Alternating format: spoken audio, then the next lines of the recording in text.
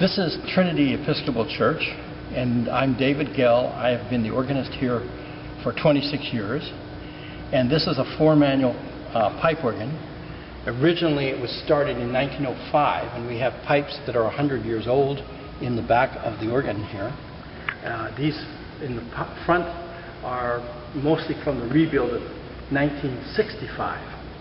And then in 1989, additional pipes were added to bring the total number of ranks of pipes to 54 ranks and about 3,000 pipes in this organ.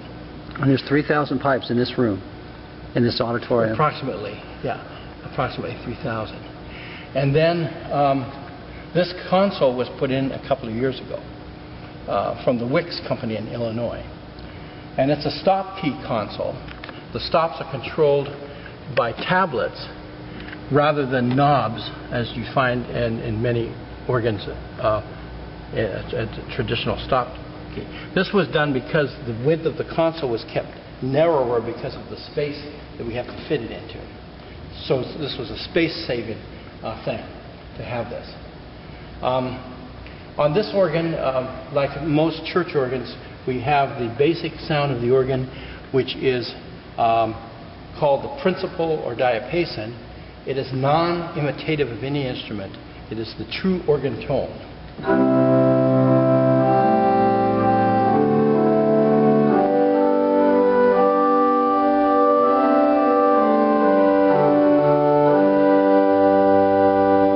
And on this particular voice, there are 61 pipes because there are 61 keys. So every note has a pipe. Sounds it. The longest pipe, and this is an open metal rank, is 8 feet long approximately to give this low C. And if you look right up there, that longest pipe there is the low C. Okay. And then on the other side is C sharp, and so on. Back and forth, back and forth, until you get into the main chest, and then it also continues in that fashion. And now the principals come in different pitches. This is the same pitch as a piano. So if I play middle C on the organ, I will get the unison tone of the piano. And that pipe is about a 2-foot pipe. Now in building the ensemble on the organ, rather than adding more 8-foot principals, which would get fat and rather thick, we add them by pitches. So we add an octave above it. The octave at 4-foot pitch gives a brighter sound, which the ear interprets as louder. And then we can add the super octave or 2-foot rank.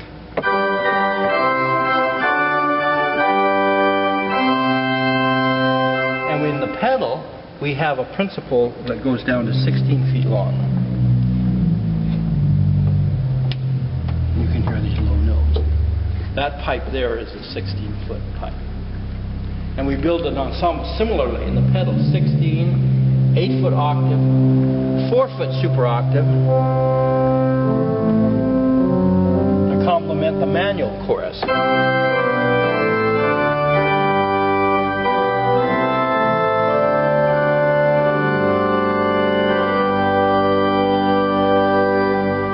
That's one kind of tone quality in the organ. We also have a couple of principals in the swell division up on the 3rd manual at 4 and 2-foot. And in the choir, which is on the 1st manual, we have a 2-foot. And in the antiphonal, which is in the back of the church, we have a 4-foot principal.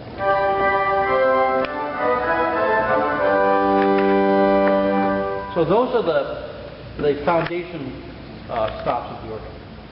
Now we go to the next classification of tone color.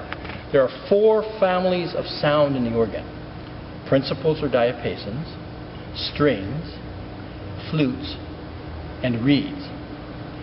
All of the 3 principals, strings, and flutes all use flue pipes. And if you'll look at those pipes with the mouths, you see the mouth of the pipe is where the sound is made. The length of the pipe determines the pitch. Those are just whistles. They're just big whistles. Sort of like a recorder. If you played a recorder, it's exactly the same principle of sound production. You have a block inside, and you have a mouth, and the air, there's physics involved, but the air goes through, comes from the toe of the pipe and produces something that pulls the air in from the outside and that produces sound. I don't know about the physics, but that's somewhat how it works. So, the flue pipes are all of those families except the reeds.